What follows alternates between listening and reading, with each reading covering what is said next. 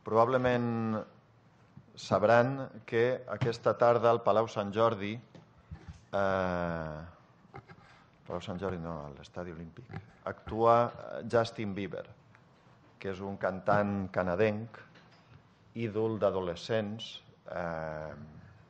No entro en consideracions sobre la qualitat de la proposta artística d'aquest senyor, però el que és evident és que arrossega autèntiques masses. Ara mateix, sota la pluja, ara hi ha centenars d'adolescents fent cua per entrar al lloc o al recinte on es desenvoluparà aquest concert, que serà a la tarda. Durant els últims dies, diversos mitjans de comunicació han entregat alguns d'aquests nois i noies que heroicament estan aguantant allà. Jo he sentit que hi ha alguns que des de l'agost, a mi em sona això element promocional de màrqueting, però en qualsevol cas és obvi que allà hi ha molta gent esperant. Per si no ho sabien vostès, els fans de Justin Bieber se'ls coneix, ells a si mateixos es fan dir Believers, que en una traducció aproximada, tenint en compte el joc que fan amb el cognom del cantant i el que això significa en anglès, són creients. Una altra notícia, aquesta menys simpàtica, esperem que acabi bé.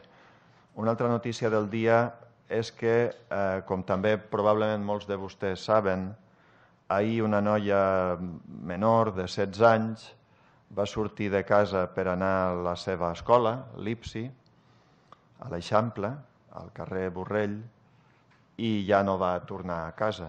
I des de llavors la seva família i els seus amics l'estan buscant. Contra el criteri dels Mossos d'Esquadra, que en principi recomanen que durant les primeres hores després de la desaparició d'un menor o en general d'una persona que probablement ha marxat de manera voluntària, que no es faci massa soroll i en absolut que aquest soroll no sigui mediàtic. Dic, contra aquest criteri, ara mateix a les xarxes socials i també als mitjans de comunicació se'n parla i molt. Sabem el nom de la noia, s'han distribuït imatges seves i, en fi, com es deia, desitgem que això vagi bé. Vostès es preguntaran què faig jo parlant-los en un dia plujós de Justin Bieber i una noia desapareguda, quan en teoria jo els havia de parlar de quin ús fan de la tecnologia els joves en la dimensió de la seva vida que entra en el fet religiós. Jo crec que la relació d'aquests dos fets amb el tema que ens ocupa és més que evident. Òbviament, els nens i els adolescents creuen i necessiten creure. No necessàriament en cap religió estructurada i amb una tradició concreta. No sé si al fanatisme que desperta un ídol adolescent, una estrella del pop, se li pot dir creure, però és obvi que enmig d'aquesta percepció generalitzada que els nostres joves no es motiven per res, no es mobilitzen per res, que són apàtics i indiferents, etc., és evident dir que hi ha moltíssims elements que desmenteixen aquesta percepció. D'igual forma, estem molt habituats a veure i de vegades patir els nostres fills o nets o nebots o germans petits o el que sigui, els nostres alumnes, a patir-los, dic, constantment enganxats a dispositius tecnològics, potser sense adonar-nos que nosaltres també ho estem, o adonant-nos-en, tant és. Sempre molesta més una actitud d'aquest tipus si la porta a terme un altre que si la portes a terme tu mateix, és obvi. Però sobre el que probablement no reflexionem tant és sobre quina relació tenen ells amb la tecnologia quan s'enfronten a les grans qüestions de la vida, quan més enllà de comunicar-se, jugar, compartir material, vídeos divertits, cançons que potser són de Justin Bieber, etc. Quina relació tenen, dic, amb la tecnologia quan allò que els ocupa, a més els preocupa. Per exemple, la desaparició d'una companya de classe, l'angoixa que això genera i les possibilitats que ara brinden aquests dispositius tecnològics ens situen en una era nova dintre de la història de la comunicació. Abans de començar a exposar-los els resultats de la recerca, intentaré avançar-me a la conclusió previsible a la qual arribem sempre que parlem d'aquestes qüestions. No era una pausa dramàtica, és que tinc set. Llavors, la qüestió és com resolem tots els suposats experts el conflicte que es genera per l'ús o abús de la tecnologia per part dels nostres joves? Doncs amb una paraula que els sonarà a tots vostès i que la utilitzem amb una gran alegria i que en certa manera a molts de nosaltres ens afecta perquè és la nostra feina. Amb educació. Perfecte. Llavors, carreguem sobre l'educació tota la responsabilitat a l'hora de determinar a quina edat han d'accedir els menors als estris tecnològics, de quina manera s'han de començar a relacionar amb aquesta tecnologia, sota quin tipus de supervisió han de desenvolupar la seva activitat, com i quan hem de posar límits, si és que n'hem de posar a la seva al seu furor tecnològic, etc. etc. L'educació, fonamentalment, ens la dividim els pares i els docents. Segur que han escoltat en moltes ocasions, o ho han llegit, o potser alguns de vostès fins i tot sostenen aquesta idea, mantenen aquesta posició, que convindria que a les escoles, amb els nens, des de ben petits, tinguessin assignatures relacionades amb el que ara ens ocupa, amb quin accés tenen a la tecnologia, quins avantatges es deriven de les xarxes socials i de l'entorn 2.0 en conjunt, quins riscos presenten igualment aquests espais virtuals i de quina manera els hauríem de preparar, etc. La conclusió de la recerca que ara els començaré a presentar fuig intencionadament d'aquest debat perquè no ens ocupa i, a més, inclou un tercer element, que és el que també ens porta aquí, que és el fet religiós. Més enllà del que correspongui a l'escola, als pares, a qualsevol actor social que intervingui en l'educació dels nostres joves, més enllà, dic, d'això tenim la certesa i la constatació que probablement amb el que estem fent fins ara no en tenim prou i que les paradoxes que generen els estris o les eines tecnològiques són molt més profundes i accentuades del que ens podíem imaginar i que fins i tot quan els usuaris més joves han de decidir quin ús en fan, de quina manera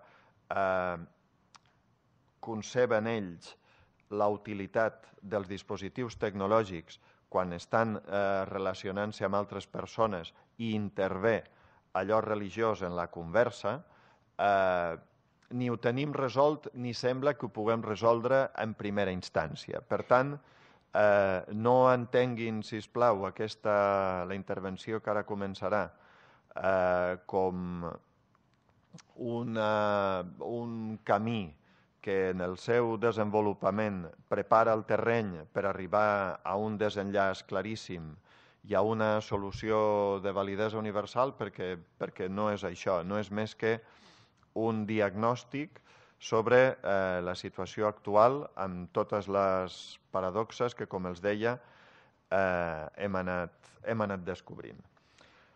Començo, doncs, amb la presentació, després del preàmbul. El treball que ara els presentaré és una recerca desenvolupada durant gairebé un curs acadèmic i que hem portat a terme a l'Observatori de Comunicació, Cultura i Religió de Blanquerna, de la Facultat de Comunicació i Relacions Internacionals. Fonamentalment hem intervingut 3 persones en la recopilació de dades i en l'elaboració de l'informe. Amb aquest informe es publicarà probablement a finals d'aquesta setmana o la setmana que ve. Ha estat una llàstima que no s'hagi pogut imprimir abans. Un llibre dintre de la col·lecció de l'observatori que tenim a la nostra universitat. I, a més, hi ha un vídeo que és un reportatge d'una durada mitja amb algunes intervencions que considerem destacades en el treball de camp que hem portat a terme durant aquests mesos. El que faré jo ara és utilitzar com a fil conductor el llibre que, com els dic, es publicarà en breu en anglès i en català, i que hem editat 2 de les 3 persones a les quals em referia abans, que són la doctora Míriam Díaz Bosch i jo mateix. La tercera persona que ha intervingut més activament en la recopilació i la sistematització de dades és l'Alba Sabater, que també intervindrà en la jornada d'avui. El que faré jo ara, com els deia, és els mostraré alguns dels elements més destacats de la recerca que apareix en el llibre. Per tant, el que jo els ensenyaré seran pàgines del llibre que en breu s'editarà i aniré desgranant alguns aspectes, tant metodològics com de contingut, perquè si després volen que n'ampliem algun, si està en la meva mà, com els deia, serà un plaer. Potser els crida l'atenció si arriben a fullejar més endavant el llibre o de la mateixa presentació que ara aniré ensenyant-los, que no només expliquem per escrit els resultats que hem anat obtenint, sinó que hi ha una enorme quantitat d'elements visuals, d'infografies, perquè amb un sol cop de vista puguin observar millor quines són les proporcions de joves que tenen un comportament o un altre, utilitzen unes eines o altres, etc. La recerca, a grans trets, es divideix en 3 parts que ara explicaré, i com també els indicava fa un moment, l'hem publicat tant en anglès com en català perquè, en fi, el territori on s'ha portat a terme la recerca és aquí i és de justícia fer-ho en català. A més, és una recerca finançada per la Direcció General d'Afers Religiosos, i en anglès també perquè, com a tasca pròpia de l'Observatori, tenim una vida acadèmica intensa, portem a terme moltes presentacions de resultats com aquests arreu del món, en congressos internacionals i altres trobades més o menys sectorials o especialitzades, i va bé que hi hagi aquesta base també en anglès.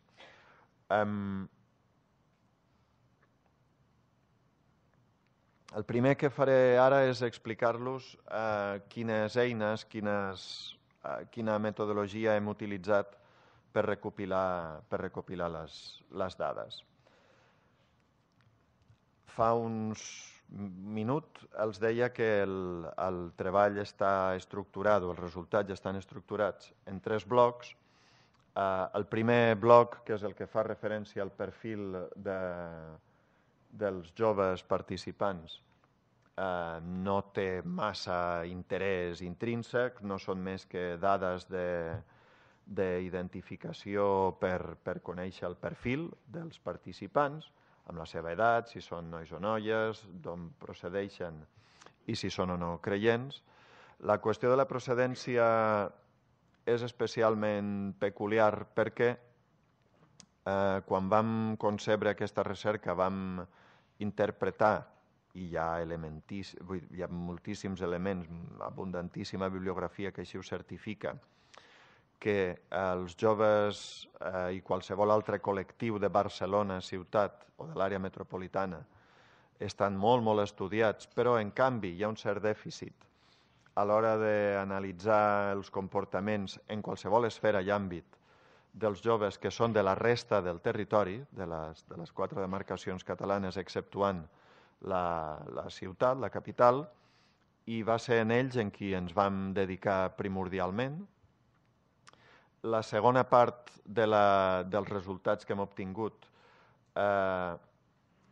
aquí sí que substancialment considerem, amb tota la modèstia del món, que hi ha molt d'interès perquè se centra en els usos 2.0 que fan en general, sigui quina sigui l'activitat on focalitzen aquest interès, no només en tot allò que tingui alguna relació amb la religió o les religions. Ara veurem algunes dades que potser sobten o resulten sorprenents, com a mínim a nosaltres ens van sobtar i ens hi dediquem. I la tercera part és la que ja arriba al nucli de la investigació i és la que aprofundeix en la relació entre tecnologia i religió. Les respostes dels adolescents i dels nens que han intervingut en aquest treball es van obtenir a partir d'enquestes. Ara veurem quina era l'estructura bàsica d'aquestes enquestes, tot i que els àmbits els hi acabo de presentar. Però, a més, el que vam fer va ser complementar aquest material eminentment quantitatiu, perquè ens porta a xifres absolutes i percentatges. Això ho vam voler matisar, aclarir, enriquir amb una sèrie d'entrevistes en profunditat a diferents actors vinculats al nostre àmbit territorial i objecte d'interès de la investigació, que qualitativament ens permetessin aprofundir una mica més o entendre determinats elements o actuacions dels joves que potser així fredament, només amb xifres, no podíem entendre tan bé com volíem. Les entrevistes, com sol ser habitual en aquests casos, es van fer a partir d'un qüestionari que incloïa una part comuna per tenir elements que poguéssim comparar entre els diversos entrevistats i tenia una altra part específica per cada entrevistat per aprofitar aquesta especificitat que tenia cada persona amb la qual vam parlar un cop teníem ja les enquestes. Hola, Alba. Ella és l'Alba a qui m'he referit fa un moment. En aquesta imatge podem veure la primera, o sigui, una primera aproximació als elements fonamentals que ens interessaven dels nostres joves i adolescents. A banda de, com els deia, dades bàsiques d'identificació, calia veure si eren o no creients i en cas que ho fossin de quina confessió.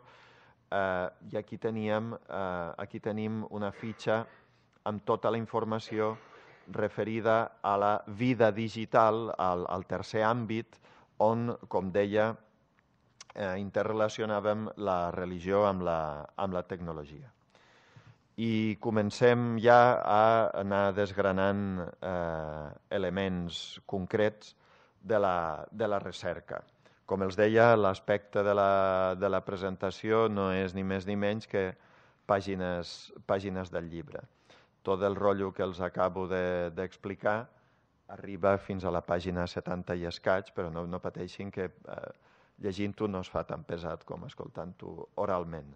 Pel que fa al perfil dels entrevistats, i encara que els resulti una mica desconcertant, el 50% eren noies i el 49% eren nois, hi ha un altre 1% d'altres, i com poden veure, les respostes més fàcils d'obtenir eren les dels joves que ocupaven la franja d'edat més baixa, les dels 12, 13, 14 anys, més que els que ja entraven en una adolescència més madura. En tot cas, ja dic, com veuen, està bastant compensat pel que fa a edats i tant com ha estat possible pel que fa al sexe dels participants.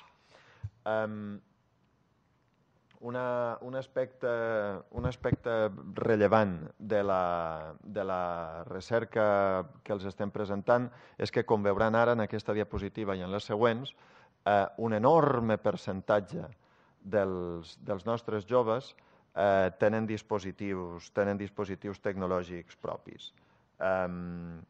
Això, com deia al principi, no és en termes absoluts ni positiu ni negatiu, però els concedeix una autonomia enorme i si això ho creuem amb un factor, amb una variable que també comentaré seguidament, sobre el control que porten a terme els pares de la seva vida digital, ens porta a una primera conclusió provisional i és que estan bastant sols i són bastant autònoms en l'ús de les xarxes. El 65%, o sigui, 2/3, com els deia al principi, dels joves es declaren creients, que és un percentatge una mica inferior al que passa amb els adults a Catalunya, i pel que fa als llocs des d'on es connecten a internet en general i a les xarxes socials en particular, majoritàriament ho fan des de casa seva. Pel que fa al volum de joves que tenen mòbil propi, com veuen, estem al voltant del 93%. Fins no fa gaire hi havia una polèmica, una discussió molt viva entre educadors, pedagogs, psicòlegs, experts en comunicació, sobre en quin règim havien de tenir aquests joves aquests dispositius mòbils, a partir de quina edat calia que els tinguessin, durant quant de temps al dia podien estar connectats, etc. Com veuen ara, pràcticament tots en tenen, només cal veure com són els joves del nostre entorn. En el cas de les tauletes el percentatge no és tan elevat, estem parlant només, ni més ni menys que de la meitat, però mòbils en tenen pràcticament tots aquests joves, i perquè es facin una idea de com hem paït aquesta dada, de com hem assimilat, amb quina naturalitat hem incorporat al nostre dia a dia aquest extrem, en la literatura especialitzada generen moltíssim més interès als joves offline, és a dir, els nois que no tenen cap vida digital, que no tenen dispositius mòbils, que no estan en les xarxes socials, que els joves que són addictes. És a dir, als experts els resulta més exòtic i més preocupant el jove que no té cap vida digital, que no té dispositiu mòbil, que no té cap perfil en cap xarxa social, que els joves que són addictes. Evidentment, això dona informació sobre socialment com estem, però també dona molta informació sobre com ens hem desviat dels que suposadament som experts en això. Respecte a les xarxes socials que més consulten o tenen primordialment perfils, són les previsibles, i aquí sí que volia, la que més, Instagram, Facebook, i aquí sí que volia introduir un matís perquè bona part de les dades que presentem ara, o com a mínim les que estic comentant en aquest primer tram de resultats, són necessàriament efímeres i no tenen més valor que una fotografia aïllada en un moment determinat. Si les preguntes les féssim ara, molt probablement Snapchat ocuparia un lloc molt més elevat. I potser, no sé, desapareixeria Pinterest a favor de canals de shooter. És a dir, són una imatge que il·lustra, però no és excessivament representativa de res. El que sí que és representatiu i perdura i deixa un pòsit sobre el qual podem reflexionar és la següent imatge, la que expressament pregunta si fan ús d'aquests dispositius en activitats religioses, perquè la resposta de més pes, com veuen, un 81%, és que no. Recapitulem, tenim 2/3 dels nostres joves que són creients, tenim un 93% dels nostres joves que tenen un dispositiu mòbil i, en canvi, 8 de cada 10 d'aquests joves no utilitza els dispositius en cap activitat religiosa. És evident que aquí hi ha una desconnexió immensa, enorme. La primera paradoxa a la qual em referia abans. En l'era de la informació i la tecnologia, en un moment en què utilitzem els dispositius tecnològics per pràcticament tot, ho acabem de veure al principi quan jo parlava d'aquesta noia desapareguda, i en un moment en què els joves no són potser tan apàtics com creiem, per això utilitzava al principi també la figura de l'ínclit Justin Bieber, en un moment com aquest, i dintre d'un col·lectiu que és especialment actiu i permeable a totes les novetats, com són els joves, 8 de cada 10 no els utilitzen en cap activitat de naturalesa o arrel religiosa.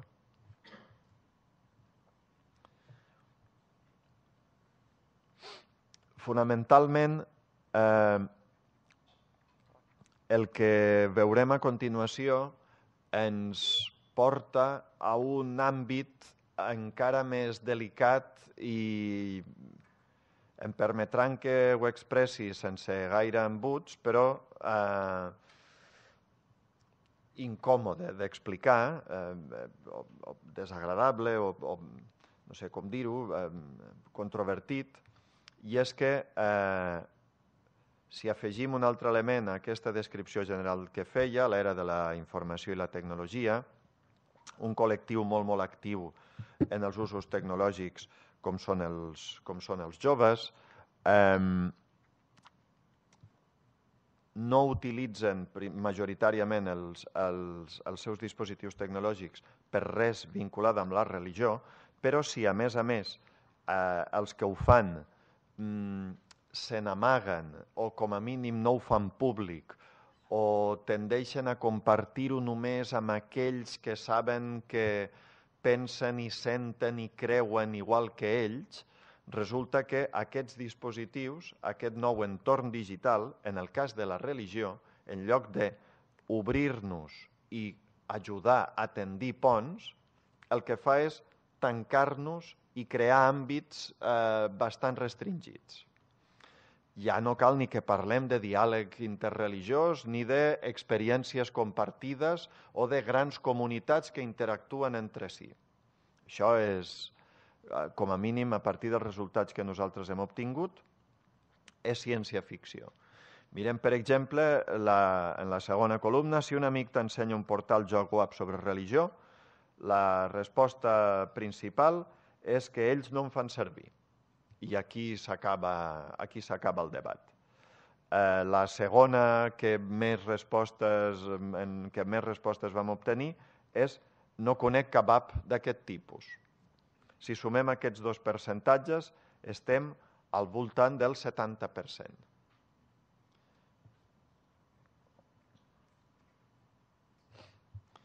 Per territoris no hi ha massa cosa a dir, hi ha un cert equilibri territorial. Respecte a les llengües, els resultats, com poden imaginar-se, també són força previsibles. El més habitual, amb un 70%, és el català, 50% castellà, un 10% d'anglès i un 2% d'àrab. Si sumen els percentatges veuen que donen més de 100 perquè no són percentatges excloents. Pots estar utilitzant en una aplicació determinada el castellà i a continuació xatejar sobre un altre assumpte en català. I en la part inferior trobem un altre element al qual m'he referit abans, una altra dada a la qual m'he referit abans de manera molt fugaç i que aquí comencem a poder desgranar amb dades. A la pregunta si els teus pares controlen els dispositius mòbils i et segueixen a les xarxes socials, la resposta majoritària, més de la meitat, és que em donen llibertat absoluta.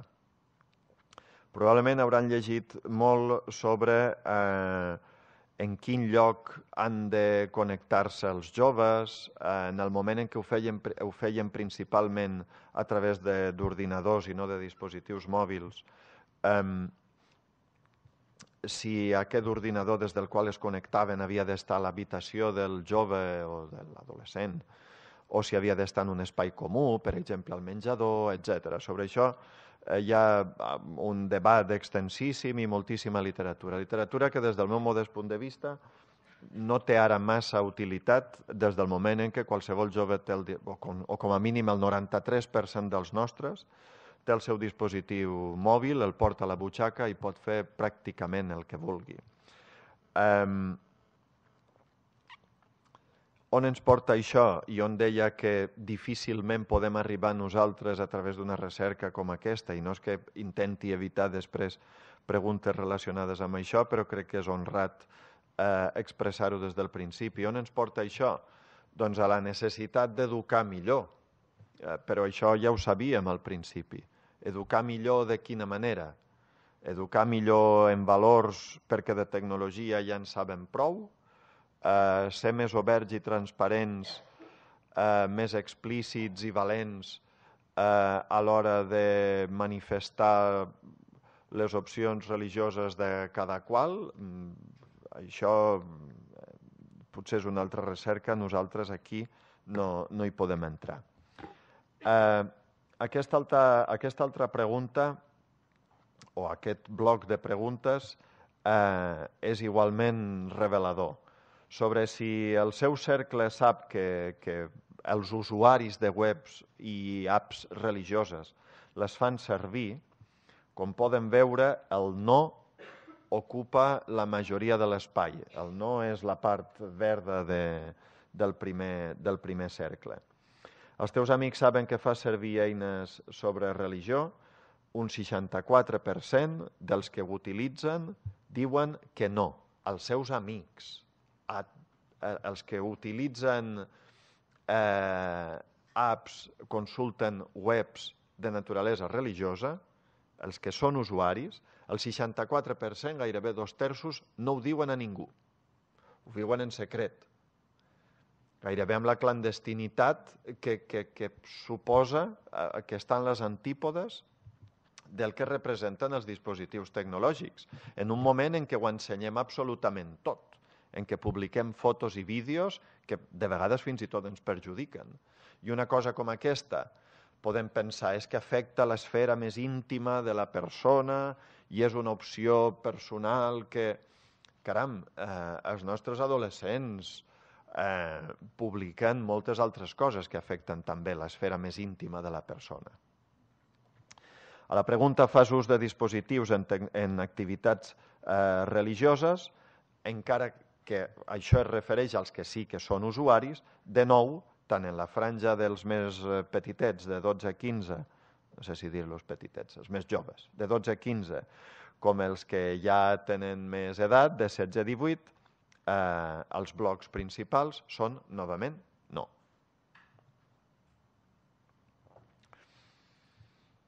Aquí tenim desplegat per franges d'edat el que abans comentàvem. Controlen els teus pares els teus dispositius i et segueixen a les xarxes socials, no tant per fiscalitzar, que també, sinó com a mínim saber exactament què fas, amb qui et relaciones, a qui segueixes o a qui et segueix, etc. Doncs, en el cas de 12 a 15, una mica més de la meitat no. Quan passem del 16, els pares pràcticament és com si dimitissin de fer-ho. La franja gris potser no es llegeix bé, però la resposta és: no vull que em controlin ni els dispositius ni em segueixin a les xarxes socials. I com si vostès tenen fills adolescents ja sabran que manen molt, doncs probablement els pares els acaben fent cas. Els teus amics saben que fas servir eines sobre religió? Aquí tenim la pregunta d'abans, però, com en el cas anterior, desglossat per franges d'edat. Tant és que sigui de 12 a 15 com de 16 a 18. El silenci en aquest aspecte continua dominant més de 2/3 de les respostes. Potser, en el cas dels que són més petits, la voluntat d'ocultar-ho, de mantenir un secret, de conservar aquesta activitat, com deia abans, gairebé en la clandestinitat, encara és més gran. Potser perquè encara se senten més insegurs del que són o del que això pot representar.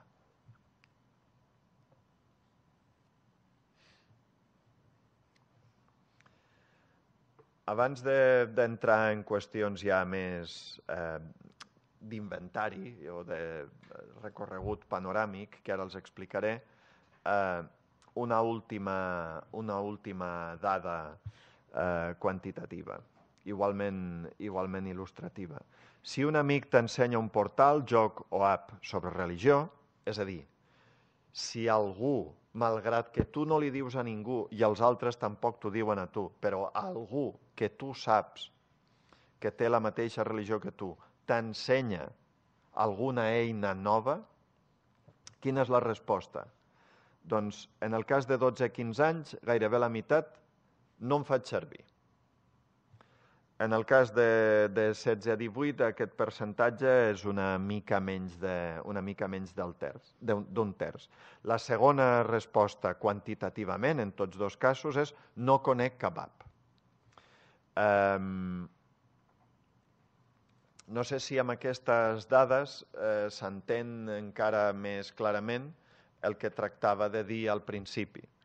Hi ha una distància que ara mateix gairebé sembla insalvable si no s'aprofundeix en aquesta qüestió i s'analitzen les causes i es plantegen possibles solucions. Hi ha un abisme, dic, entre l'ús tecnològic que fan els nostres joves en qualsevol faceta i esfera de la seva vida i el que fan en la religió. La tecnologia en totes les activitats serveix per unir, per obrir. Aquí no. No diem que serveixi per desunir, perquè no és això, però els ponts que en principi semblarien desitjables, de moment no els estem o no els estan construint. En la investigació, en el projecte, també ens interessava veure aquestes eines que sí que utilitzen la minoria de joves que són actius i que manifesten que porten a terme aquestes activitats també digitalment, doncs quines apps, pàgines, quins serveis primordialment utilitzen. El que nosaltres hem fet ha estat classificar-les per confessions i en el cas de les apps pels usuaris que són catòlics Les primeres són Holy Bible, Holy Rosary i el Libreviari. D'altres que potser són una mica més transversals o versàtils, com Rezando Voy i Salterio, en altres confessions cristianes tenen aquí la relació, igual que amb l'islam, etc. No té massa sentit que els vagi jo llegint quines utilitzen, perquè, en fi, això sí que ho podran consultar o a través de la presentació o si donen el pas i els interessa el llibre. Però el mèrit d'aquesta relació que nosaltres hem fet, tant d'apps com el que ve a continuació, que són els webs, és que, com a mínim que nosaltres coneguéssim, ara mateix no hi ha cap repertori d'espais digitals, virtuals, religiosos, que es puguin consultar i que siguin consultats majoritàriament a Catalunya. Els següents són pàgines web, com dic, estan distribuïdes per confessions, i em detindré aquí per parlar d'un concepte que és un concepte latent en aquest treball, molt explícit en la vida digital dels nostres joves i que mereix, crec jo, una reflexió perquè probablement podria servir com a element que propiciés una normalització d'aquesta religió digital a casa nostra. Aquestes llistes són d'entitats o personalitats que segueixen els joves del territori català que tenen vida religiosa digital. Com veuen, hi ha una mica de tot, des d'allò que institucionalment està molt ben regulat, molt sistematitzat, fins a figures que discorren en paral·lel del camí oficial, diríem, cantants o pensadors per una banda, però també des de l'ortodòxia el papa Francesc o el Dalai Lama. I quin és el concepte al qual em vull referir ara, aprofitant aquesta llista també actualitzada de persones i institucions per les quals manifesten un interès els nostres joves? Doncs la del líder d'opinió, la del prescriptor 2.0 o la de l'influencer.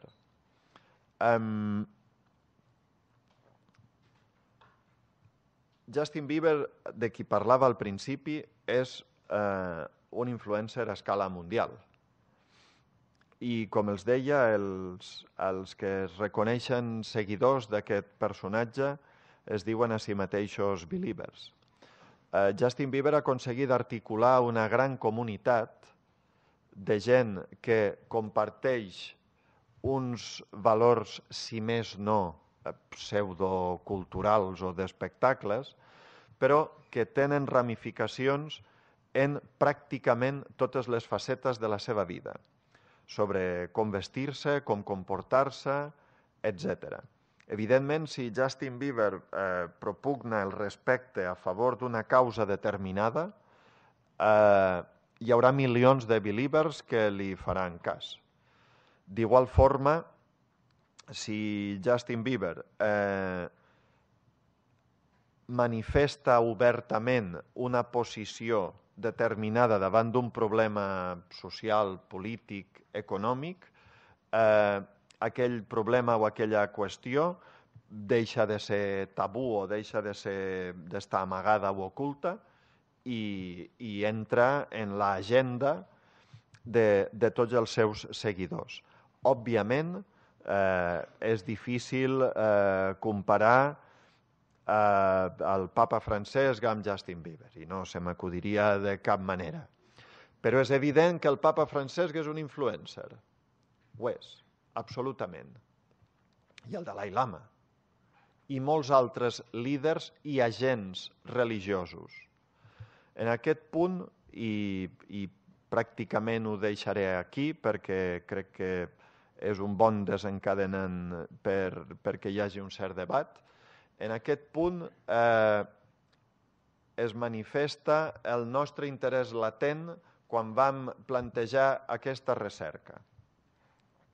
La majoria de les religions, per no dir totes les religions que practiquen els joves que han participat en aquesta investigació, al llarg de no anys, dècades, segles, gairebé algunes mil·lenàries, han demostrat que són molt, molt bones articulant comunitats en l'entorn físic, real, offline.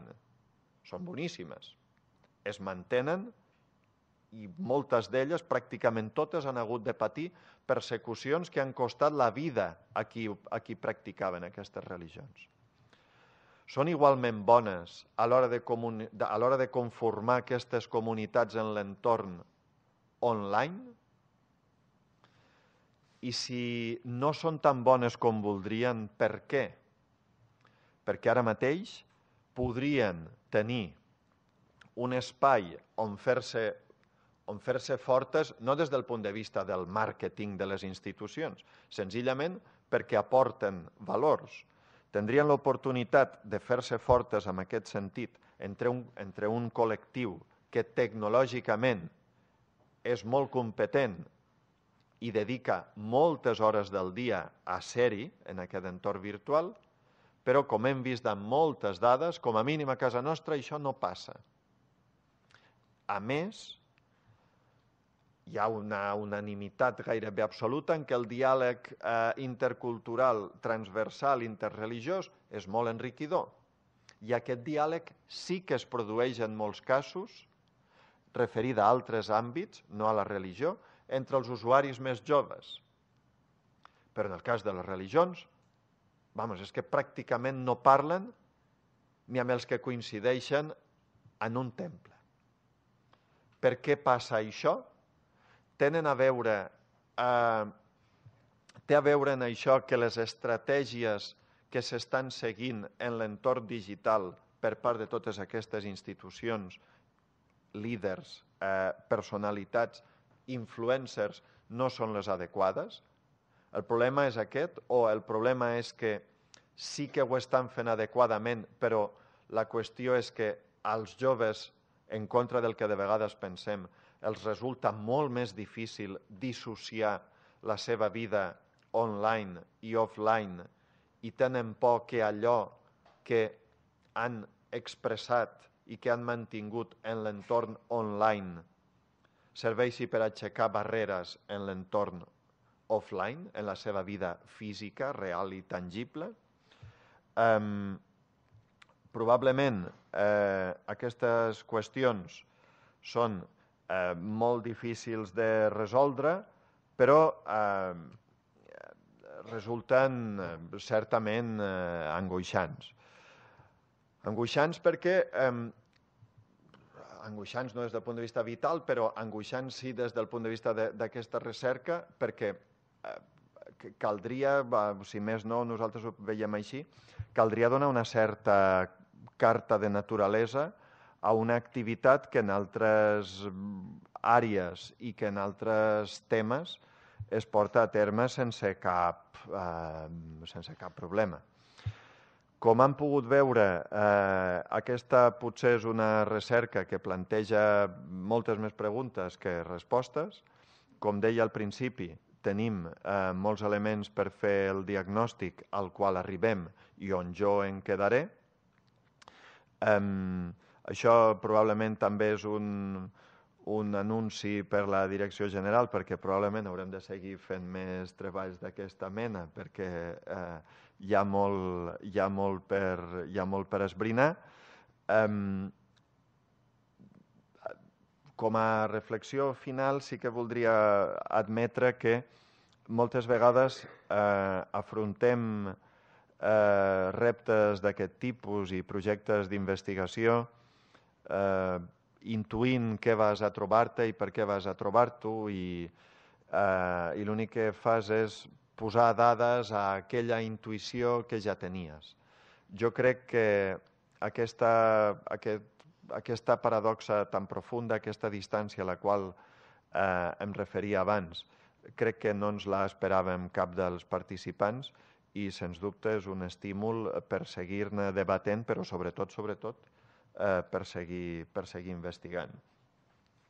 Crec que és de justícia agrair també públicament, com fem en el llibre, la col·laboració de totes les persones i institucions que ens han donat un cop de mà en un treball com aquest, que ha estat molt costós. I com els he dit al principi també, a banda de l'informe pròpiament dit que es deriva de la recerca i del llibre que publicarem ja,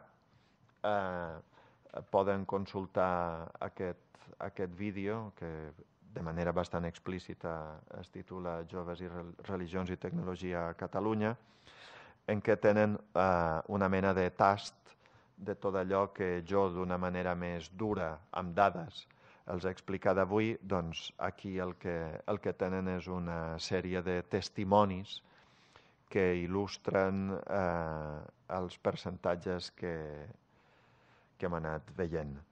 I això és tot. Gràcies de nou per la seva atenció. Havia d'acabar a 2:15, oi?